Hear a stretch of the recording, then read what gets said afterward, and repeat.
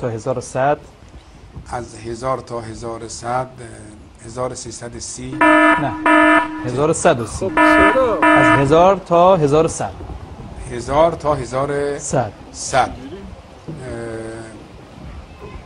1000 تا 100 چقدر فکر میکنه 10 بار میگه که مثلا لاش یه چیزی پیدا کن. 100 1100 100 تا دونه عدد 1111 سال وفات امام.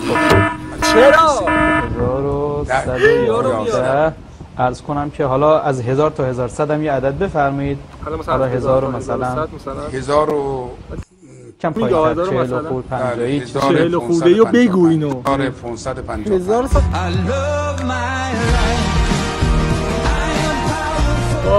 آقا اینا نمیدونن که بابا این بنده خدا تا کلا کلاس دوم ابتدایی درس خوندن، یعنی دیگه سوم دیگه نهایتا سوم دیگه خوندن. آخه یارو داره بهش میگه این عدد رو بگو، بعد دوباره 10 تا بیشتر از اون میگه. این نخونده، این تا 100 بیشتر خوندم مثلا. این بعد نهایتا این من براتون سوره کوثر رو بخونم. خب بسم الله الرحمن الرحیم. اینه در این حد مثلا این صدق الله العظیم.